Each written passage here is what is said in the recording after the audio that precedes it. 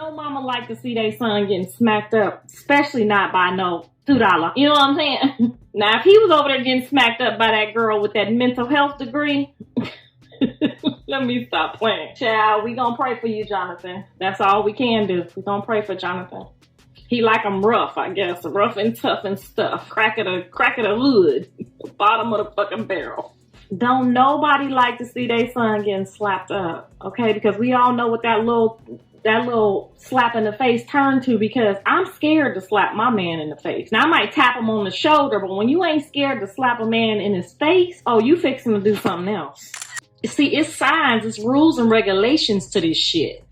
And some of us know. Some of us know. At first, I was like, okay, she kind of funny. I fuck with it. And then her mama called me and was like, well, you know, they really like each other. And I'm thinking to myself, why? You know, when they mama called, because I wouldn't dare let Callie. I mean, you know what I'm saying. I wouldn't. Why your mama calling, co-signing that y'all like each other? When your mama know my son ain't ready for no relationship. When your own mama telling you get some of that money.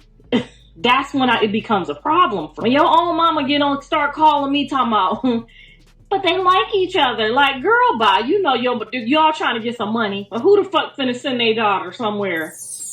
This wasn't supposed to go public. This wasn't a rollout, a teaser, or a cute viral moment. This was one of those clips that flips out and instantly changes the temperature of the room. 1 second the timeline was scrolling like normal. The next second, everyone froze because somebody just put hands on Blueface, and KARLISSA's patience officially clocked out. The slap didn't echo because it was loud. It echoed because of who witnessed it, who reacted to it, and who absolutely was not amused. Because when Neveah's hand connected, it wasn't just a physical moment, it was a symbolic one. And KARLISSA's face said everything before her. Mouth ever opened. That wasn't shock. That wasn't confusion. That was I am not doing this today energy. The internet instantly split. Some people laughed. Some people gasped. Some people replayed it 10 times like it was the Zapruder film of family drama.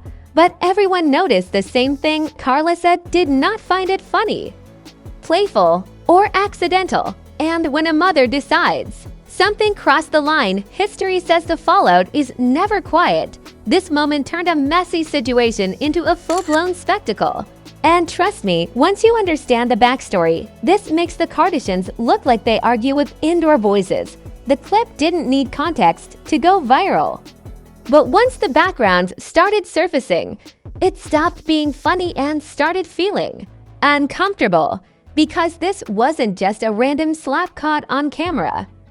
This was a moment that exposed how thin the line had already become inside a situation that's been quietly boiling for a long time.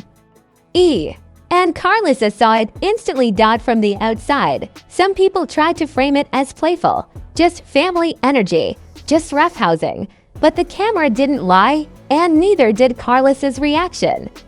There was no laughter, no playful scolding, no brushing it off like a joke that went too far. What showed on her face was something sharper, recognition. The kind that comes from already knowing this wasn't an isolated moment, but the final straw in a stack of moments nobody wanted to address out loud. Because slaps don't exist in a vacuum. They come from tension, from patterns, from boundaries that keep getting ignored until someone finally snaps. And KARLISSA has always been very clear about one thing: disrespect doesn't get a free pass just because it happens in the family circle. The moment Neveah's hand connected with Blueface, the room changed. You could feel it even through the screen. Conversation stalled, body language shifted, people stopped smiling and started watching. Because when something crosses from playful into physical, everybody in the room instinctively knows whether it was acceptable or not, and KARLISSA knew immediately. What made this situation different from past chaos was how fast it escalated. There was no build-up on camera, no warning shot, just action. And that's what rattled people. Because sudden physical moments usually mean there's a backstory nobody wants to admit exists. KARLISSA didn't yell right away, and that silence spoke louder than any outburst could. She didn't jump into theatrics, she didn't perform for the camera, she absorbed the moment. And that's how you know it hit a nerve. When someone who's usually vocal goes quiet first, it's because they're deciding how serious this actually is. Online. The reactions split instantly. One group tried to downplay it, calling everyone dramatic. Another group locked in on KARLISSA's reaction and said, "Nah, that wasn't a joke." And once people started replaying the clip, slowing it down, watching faces instead of hands, the tone shifted. Because Blueface didn't look amused either, and that detail mattered. He didn't laugh it off, he didn't brush it aside, he looked caught off guard, not just by the slap, but by what it represented. Because nobody wants to look weak on camera, nobody wants to look disrespected, especially not in front of family. And that moment put him in an impossible position. React too much, and you look aggressive. React too little, and you look like you accepted it. KARLISSA clocked all of that instantly. This wasn't just about Neveah's action. It was about how it placed Blueface in a situation where respect was questioned publicly. And for a mother, watching her son be put in that position, humor evaporates fast. People forget that KARLISSA has seen every phase of this chaos up close. She's watched arguments spiral, boundaries get crossed, and situations escalate because nobody stepped in early enough. So when this moment happened on camera, it wasn't just embarrassing. It was familiar, and familiarity with dysfunction doesn't make it easier. It makes it more exhausting. That's why her reaction mattered more than the slap itself, because KARLISSA wasn't reacting like someone surprised by behavior. She reacted like someone disappointed that it reached this point at all, like someone who's been warning people quietly and finally realized the warnings weren't landing. And here's where the sarcasm writes itself. The internet will debate anything except the obvious. Instead of asking why the slap happened, people argued about whether it counted, whether it was hard enough, whether it was justified, whether the camera angle made it worse. Meanwhile, KARLISSA was dealing with the real issue. The line had been crossed in front of witnesses. This wasn't a private argument behind closed doors. This was public, recorded, uploaded, shared. And once something like that happens on camera, it becomes a storyline whether anyone wants it to or not. The energy around the situation started shifting fast. What initially looked like a shocking clip turned into a conversation about respect, control, and how normalized chaos had become around Blueface's world. People started saying this didn't feel isolated. It felt like the symptom of something bigger, and KARLISSA's visible frustration only fueled that interpretation. Because she wasn't mad for attention.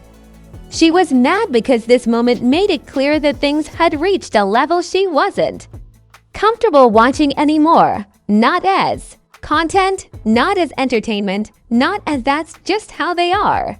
This was a boundary moment, the kind where someone has to decide whether they're going to intervene or keep pretending it's normal. And KARLISSA was not pretending. By the end of that clip, it was obvious something had shifted. The slap was over, but the tension lingered. Conversations didn't resume naturally. Smiles didn't come back easily. And the internet sensed it, because when a moment feels unresolved, people lean in harder. And that's exactly what happened next. Because once the clip spread, it didn't just circulate, it multiplied. People pulled in past moments, old interviews, previous arguments, patterns that suddenly looked less random and more connected. And with every replay, the question grew louder. If this happened on camera, what's been happening off camera? And that question is where things started to spiral. Because once the public starts asking that, the narrative stops being about a slap and starts being about the environment that made it possible. And that's a much more dangerous conversation for everyone involved. And this was only the beginning. Because when KARLISSA decides she's not having it, she doesn't just react, she responds. And that response was about to drag this situation from a viral clip into a full-blown scandal cycle nobody was prepared for. Once the clip escaped its original corner of the internet, it didn't travel alone. It dragged commentary, assumptions, and hot takes with it like a parade nobody asked for. The slap became a symbol overnight, and symbols are dangerous because everyone projects their own meaning onto them. Some saw humor. Some saw disrespect. Some saw family dynamic finally cracking in public. And the louder the arguments got, the clearer it became that this wasn't about one moment anymore. It was about everything that led up to it. The timeline turned into a courtroom with no judge and infinite opinions. People slowed the video down like it was a magic trick, pausing on faces instead of hands. Who flinched? Who froze? Who looked away? Body language experts who got their degrees from comment sections started narrating every micro-expression, and the consensus that formed wasn't flattering. The energy didn't read playful. It read tense, loaded, and overdue. Men showed up immediately because that's how the internet processes discomfort. Jokes about family meetings gone wrong, captions about when play fighting crosses the line. Screenshots of KARLISSA's expression paired with sarcastic text like, "This is why we can't have nice things." Humor tried to soften it, but it only highlighted how uncomfortable the moment actually was. What really poured gasoline on the situation was how familiar it felt to viewers. People weren't reacting just to Blueface or KARLISSA. They were reacting to a pattern they recognized in their own lives: the normalization of chaos, the excuse-making. The way disrespect gets minimized until someone finally reacts and then everyone pretends to be shocked. That relatability made the outrage louder and harder to dismiss. Commentary channels jumped in fast, not cautiously, not delicately, with titles that screamed concern and thumbnails designed to provoke arguments. Everyone had a theory. Some claimed this was the result of boundaries never being enforced. Others argued it was a consequence of treating dysfunction like entertainment for too long. Theories stacked on theories until the original clip almost became secondary. And through all of this, KARLISSA's reaction kept getting replayed because it anchored the narrative. Her refusal to laugh it off told viewers how to interpret the moment. If she had smiled, this would have died as a joke. But she didn't. She looked done. And done energy travels faster than explanations. Public opinion started shifting in waves. At first, people laughed. Then they questioned. Then they criticized. Then they empathized. And finally, they scrutinized. That's the dangerous phase. Because scrutiny doesn't fade easily. It sticks around and waits for confirmation. Blueface's image took hit after hit in the process, not because he slapped anyone, but because the situation made him look surrounded by instability. And instability is the one thing audiences and brands alike pretend to tolerate until it becomes inconvenient. Suddenly, old clips where chaos was treated like content didn't age well. They felt predictive instead of entertaining. Even people who usually stayed neutral started saying the same thing in different ways. This environment is wild. This isn't normal. Someone needs to step in. When multiple perspectives start converging, it stops being noise and starts becoming a narrative. And narratives don't care about intentions. They care about patterns. The slap itself began to feel like the least shocking part of the story. What unsettled people was how unsurprising it felt once they thought about it. That's when jokes stop landing and concern creeps in. Because if something feels inevitable, it suggests it's been building for a while. KARLISSA's silence after the clip went viral only intensified speculation. She didn't rush online to clarify. She didn't try to control the story. She didn't post cryptic quotes or indirect responses. And that restraint made people assume she was handling things privately, which somehow made the situation feel even more serious. Silence can scream when it follows chaos. Meanwhile, the internet started filling in blanks on its own. Past arguments resurfaced. Old interviews were reinterpreted. Moments that once felt random started looking connected. It was like people were retroactively building a timeline, trying to figure out when things went from manageable to messy. The conversation drifted from the slap to questions about boundaries, who enforces them, who ignores them, and what happens when nobody does either. Suddenly, KARLISSA wasn't just reacting to a clip, She was being framed as the last line between chaos and accountability. That's a heavy role nobody volunteers for. The memes grew sharper, less playful, more pointed. The jokes started targeting the idea that dysfunction had been normalized for views. That real-life tension was being packaged as content until it leaked out in ways nobody could edit. People joke that the camera didn't create the problem, it just caught it. What really escalated things was how quickly this moment got folded into larger conversations about respect, family dynamics, and public boundaries. It stopped being celebrity gossip and started brushing up against social commentary. And once that happens, the story gains longevity. It stops being disposable. By the end of this wave, the internet wasn't asking whether the slap was okay. It was asking why everyone tolerated the environment that made it possible. That's a much harder question to answer, because it implicates everyone who laughed before, shared clips before, and normalized chaos before it crossed into discomfort. And that's where the tone changed permanently, because when outrage turns introspective, it doesn't fade. It deepens. And as reactions piled up and pressure mounted, it became obvious that this situation couldn't be shrugged off anymore. Too many eyes, too many opinions, too much context attached. This wasn't going back to being just a clip. The energy shifted from shock to expectation. People started waiting for the next move, a statement, a boundary, a consequence, something to indicate that this wasn't going to be swept under the rug like so many moments before. And when a scandal reaches the waiting phase, it's no longer viral, it's volatile. After the jokes slowed and the comment sections stopped sprinting, the real weight of the moment finally settled in. This is the phase nobody glamorizes. No memes, no punchlines, just the quiet realization that something shifted and isn't going back. Because once a family moment turns into a public question mark, it stops belonging to the people in the room and starts living on the internet's calendar forever. Blueface felt it first. Not in a dramatic way, in a subtle, corrosive way, the kind that follows you into meetings, brand conversations, and casual interactions where people start choosing their words carefully around you. The slap wasn't pinned on him, but the environment was, and environments don't defend themselves. They just absorb blame. Every feature appearance carried the same undertone. Is this stable?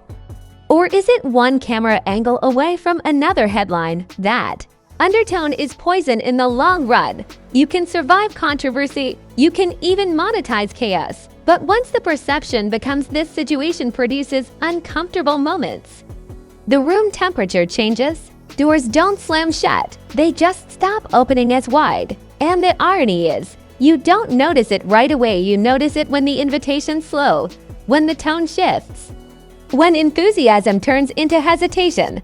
KARLISSA, meanwhile, didn't need to say anything for her stance to be clear. Her reaction had already drawn the line, and lines, once drawn publicly, have consequences whether you reinforce them or not. People started reading her silence as resolve, not avoidance. Resolve, the kind that says, I've said enough, now watch what happens. That interpretation gave her unexpected leverage. Suddenly, she wasn't just reacting to a clip, she was being framed as the adult in a room that keeps pretending chaos is normal. And that's a powerful position to be placed in, even if you never asked for it. Because when the public casts you as the boundary, everyone else gets measured against you. Neveah, caught in the center of it all, became the quietest part of the story, and that made things worse. Silence invites speculation, and speculation fills itself with assumptions. Some people rushed to defend her, insisting context mattered. Others leaned into critique, arguing that physical lines shouldn't blur, especially on camera. And once that debate starts, there's no winning. You're either overreacting or underreacting depending on who's watching. What made the aftermath especially tense was how unresolved everything felt. No official explanation that satisfied everyone. No clear resolution, just fragments. And fragments are dangerous because people rearrange them into whatever story feels most convincing. The slap stopped being a moment and became a symbol, a shorthand for deeper dysfunction, a reference point people could drag back up whenever things got quiet.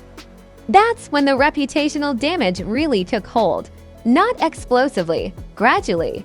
Like water soaking into wood, every time Blueface appeared online, comments referenced the clip. Every time KARLISSA showed up, people projected expectations onto her. Every time Neveah's name surfaced, it came with qualifiers. The internet has a long memory when it smells a pattern. And the most uncomfortable truth: nobody definitively proved anything. There was no courtroom moment, no verdict, just a lingering sense that the situation revealed more than it intended to.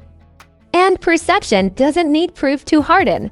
It just needs repetition. Family dynamics felt the pressure too, because public scrutiny doesn't stay public.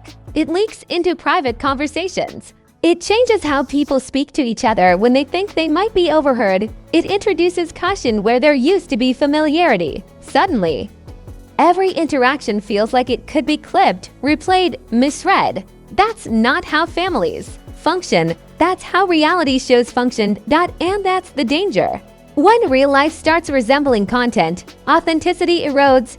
People perform instead of communicate. They guard instead of resolve. And unresolved tension doesn't disappear. It waits. The audience, for its part, didn't move on. It hovered, waiting for the next signal, the next slip, the next confirmation that the moment wasn't a fluke. Because once a scandal reaches this stage, it's no longer about what happened. It's about what might happen next. That's the cliffhanger nobody controls. Blueface's world didn't collapse, but it didn't feel sturdy either. KARLISSA's patience didn't vanish. But it clearly had limits. Neveah didn't become the villain, but she didn't escape the narrative. Everyone walked away carrying a version of the same question: how close is this situation to boiling over again? And the internet knows the answer to that question usually arrives unannounced. This story didn't end with a bang. It ended with a pause, the kind that makes people uneasy. Because pauses in drama aren't peace, they're breath being held, and held breath eventually needs release. So now, everything feels conditional. Every post, every appearance, every interaction. The audience isn't looking for another slap. It's looking for confirmation. Confirmation that boundaries were enforced. Or confirmation that nothing changed at all. Because if nothing changed, this wasn't an isolated incident, it was a preview. And previews are dangerous because they promise sequels. The camera is still on, the internet is still watching, and the moment everyone stops talking about this is the moment it becomes most unpredictable. If you're still here, don't act like this was just another clip you'll forget by tomorrow. You stayed because you felt the tension, because you knew this wasn't just a moment, it was a message. And if this situation made you rewind, pause, or mutter, "Nah, that was wild," then congratulations, you're already part of the investigation. Now do what the algorithm understands. Smash that like button like it crossed a line and thought nobody would notice. Hit it like accountability just walked into the room uninvited. Likes tell the system this story matters, and trust me, this one isn't done. Drop a comment right now and tell me where you stand. Was that moment playful? Or was it the line nobody was supposed to cross on camera? Don't be polite. Don't be vague. The comment section is where the real jury meets.